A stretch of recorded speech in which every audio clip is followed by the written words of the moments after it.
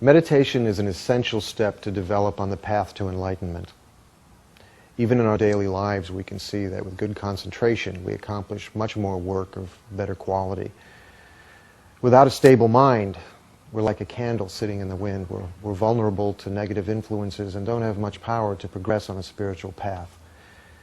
All Buddhist masters have relied on meditation to gain realizations. And if we look at the benefits, it's easy to see why. We feel more happy, balanced, and focused. And we experience a sense of inner peace. But meditation is much more than a way to relax and feel happy. It's a proven method for us to experience the true nature of reality, the true nature of our minds.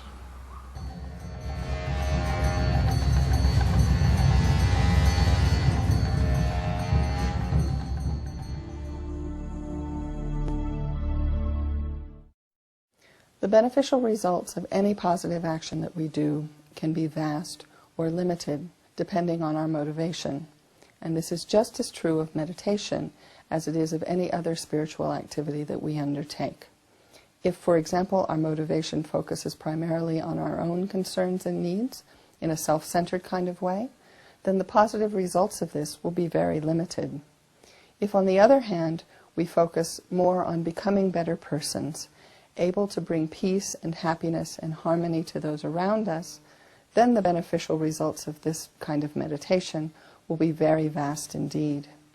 Therefore, at the beginning of this second program in our series, How to Meditate, in which you'll be learning the skills of meditation, it's especially important to generate a positive and altruistic motivation, wishing to become a better person in order to be able to bring well-being, peace, and happiness to those around you.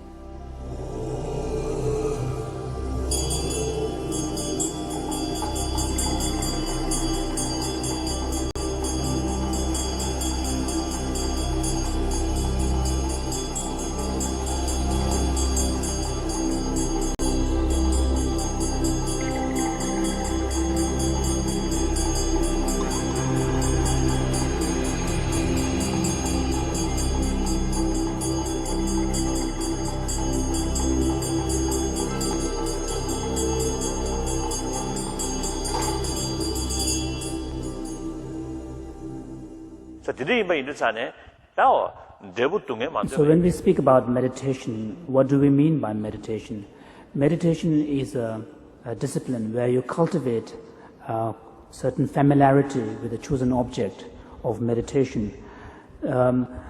Generally, the problem is that in our normal day-to-day life, in our unreflective states of mind, generally we let ourselves to be under the control and domination of our mind, and our mind comes under the domination of afflictive emotions and thoughts. And because of this, then it leads to influencing our states of mind on the whole to be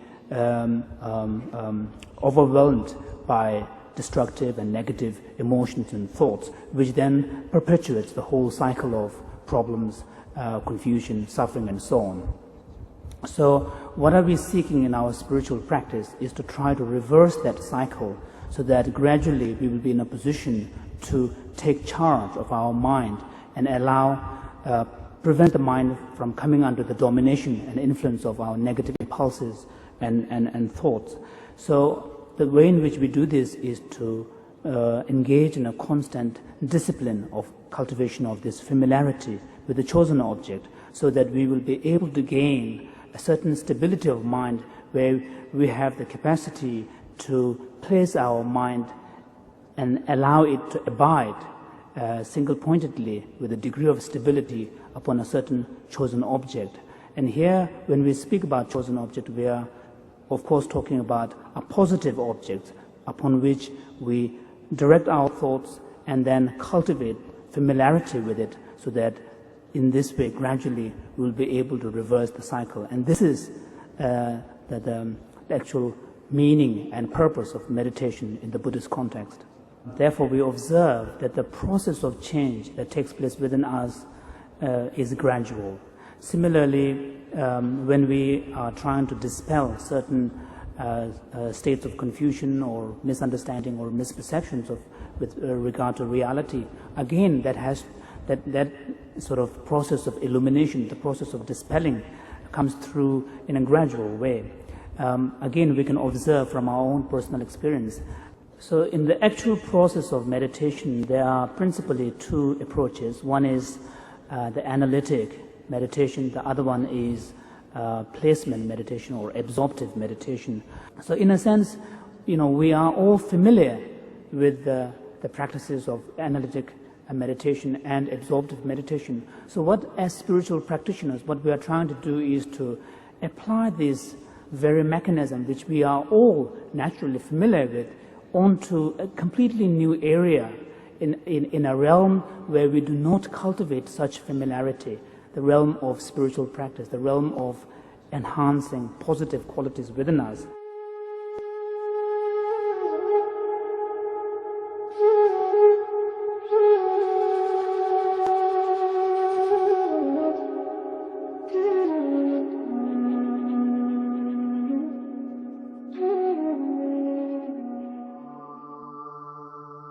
To have a mind where you can control your thought and your emotion is incredible.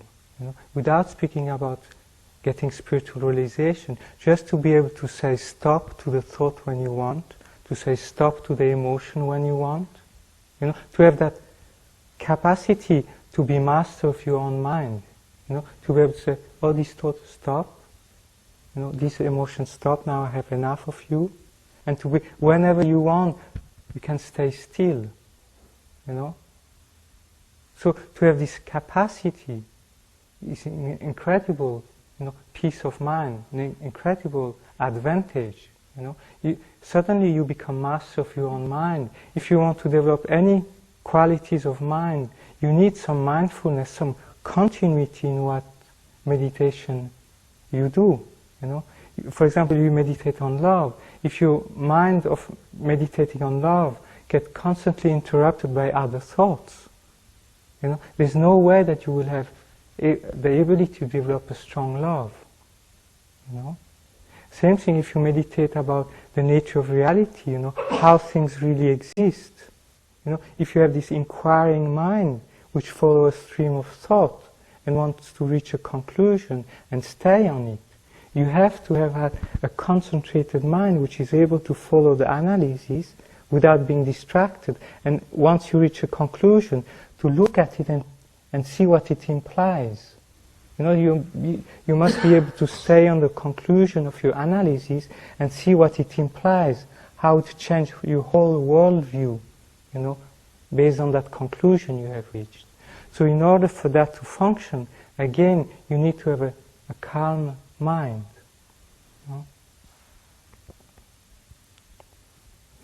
If you have more, we have control over our mind.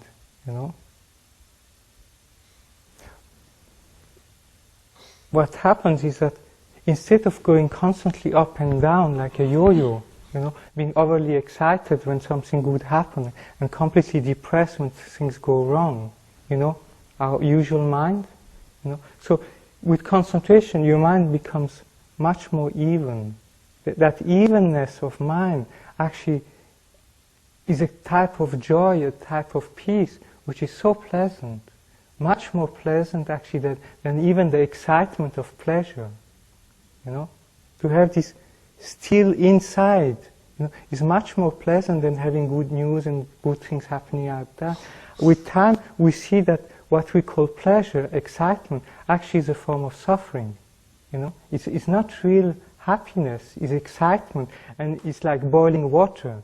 There's no peace, no serenity in what we call pleasure.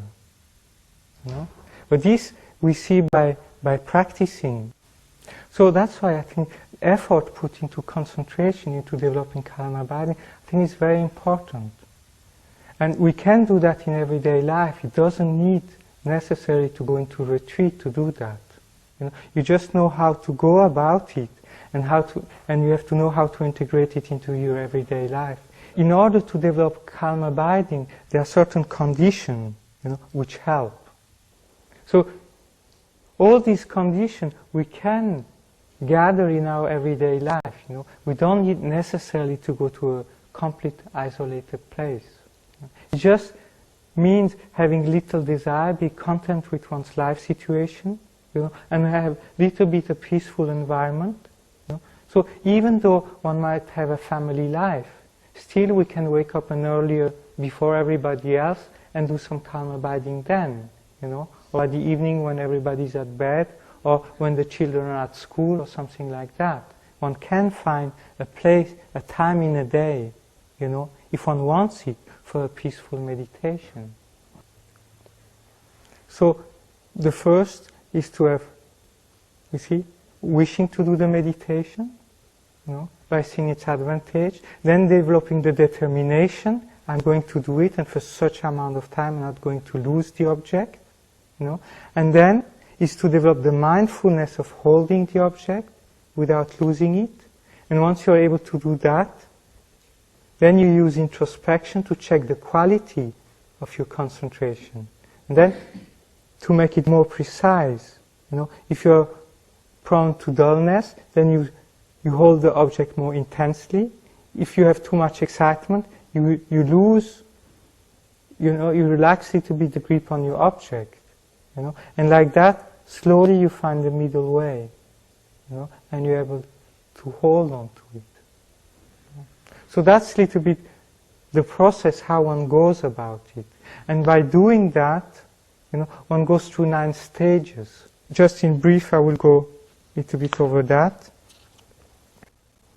So when one starts meditating on calm abiding and sits down, and say, okay, I'm going to meditate for 10 minutes, for 10 minutes, I will hold this Buddha image or watching the breath, So at the first stage, one said, wow, what a mess, One realized that one hardly ever find the object, During the whole session, we was, oh yes, oh, I'm supposed to watch my breath. And the mind goes all over the place, So just from time to time, actually, you remember you're supposed to watch the breath.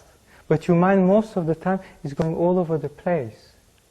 So this is the first stage of meditating on calm abiding. Is that, one try, it's called placing the mind. It's actually trying to bring the mind onto the object in the first place. So the whole session is spent bringing the mind on the object, because most of the time it's away. So then the second stage is called placement with continuity. So there one is able to bring the mind on the object and stay it for a little while before losing it again. Right? So there is a continuity. Before there was no continuity at all. You just bring it there, poof, it goes off. You bring it there, it goes off. Here there is a continuity. Then the third stage is called patch-like placement. So there, at the third stage, you are able to stay on the object for quite a while. You stay on the object, and from time to time you lose it. But then, as soon as you lose it, you are aware that you're losing it, and you're able to bring the mind back. And then at the fourth stage is called close placement. So at the fourth stage, from the beginning to the end of your session, you don't lose the object at all. During the whole session, you are able to hold on to the object. Right? There still is distraction and dullness, but one part of your mind never loses the object anymore. And then the fifth stage is called controlling. So because at the fourth level you are able to stay for the whole session on the object, you decided.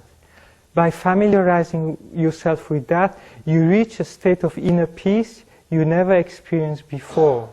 Suddenly, it's like your mind was always like boiling water, and suddenly the boiling water has subsided, and you find that your mind inside experience a kind of tranquility that you never had before, and you realize, wow, that's quite pleasant.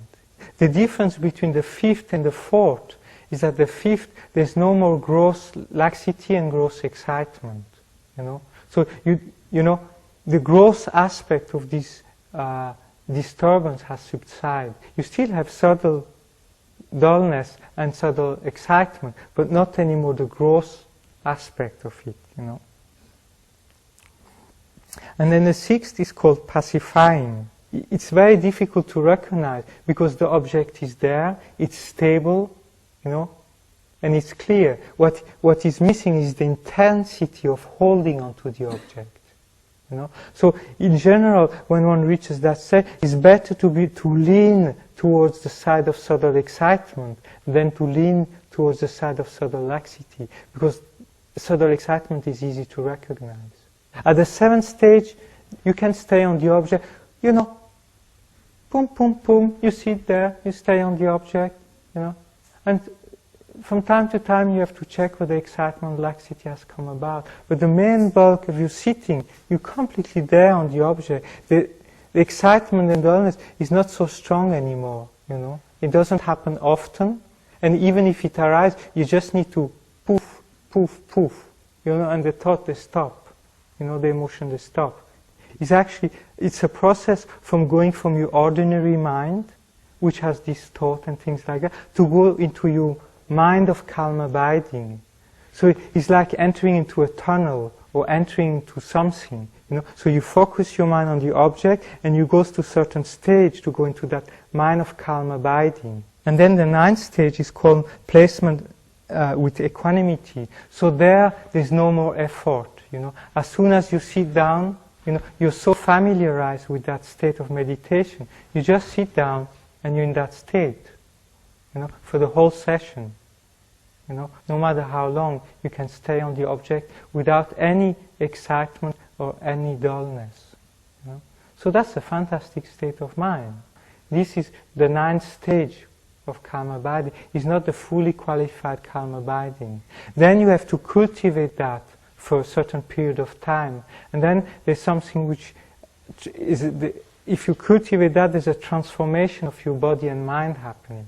There's a kind of physical bliss which arises, and a mental bliss, you know. And this physical and mental bliss give rise to a special physical suppleness or pliancy or lightness about your body, and a lightness about your mind. You know, a sharpness, a suppleness about the mind, a pliancy where you can after apply your mind for anything virtuous you want, you know, whenever you want. The mind has always great enthusiasm, you know. You never lose enthusiasm for doing something positive, you know. So when this process has happened, you know, this physical and mental bliss has arisen, and then the physical suppleness and mental suppleness has arisen, you know, and gets stabilized, then this is called calm abiding. It's a very clear path. You know, it's very well put down. You know, and so you know exactly where you are, what's your problem, and how to face it, you know, to go to the next stage. So this you find, you know, in the Lamrim tradition, in the section on calm abiding. You know, you have an explanation in detail on that. You know, so good luck.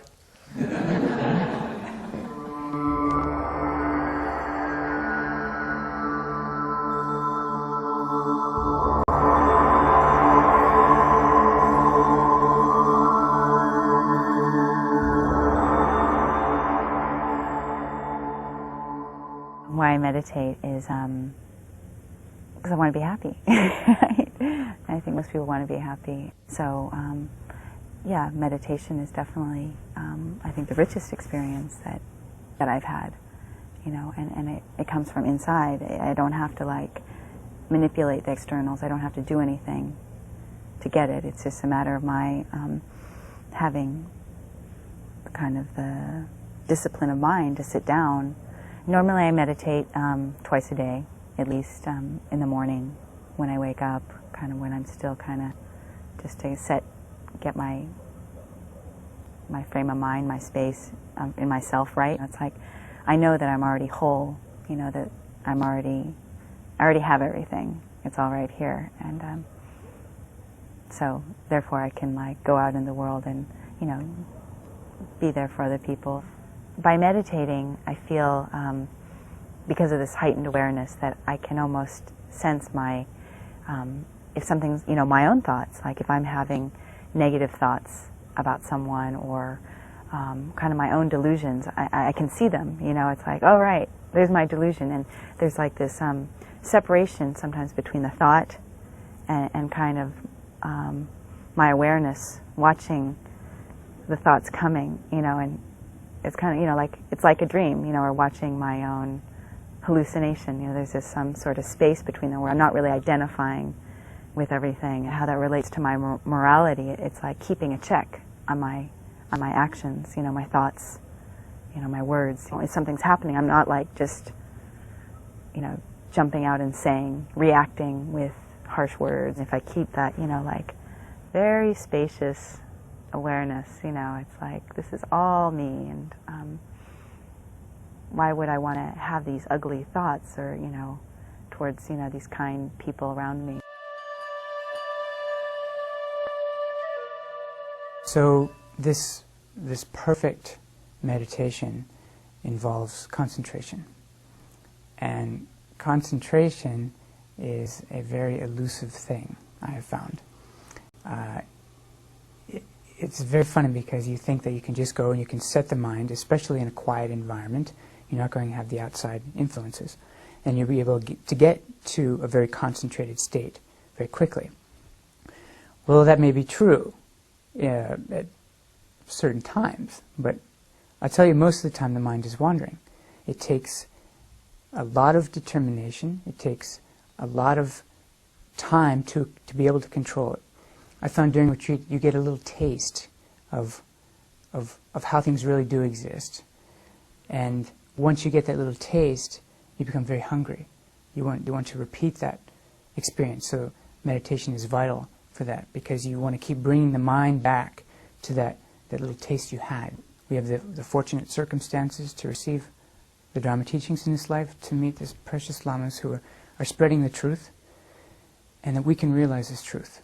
It's not just for lamas or teachers or long-term meditators. I mean, the common, everyday person, the business person, the housewife, everybody can realize the ultimate nature.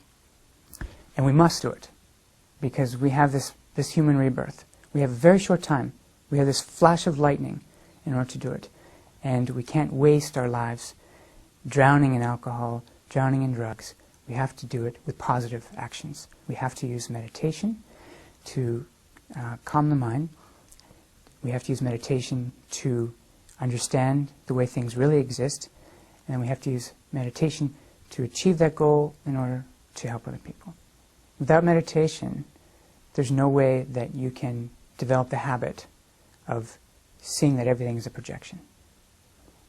Meditation is vital. It's essential. It's sort of like the water, it's the air in your life.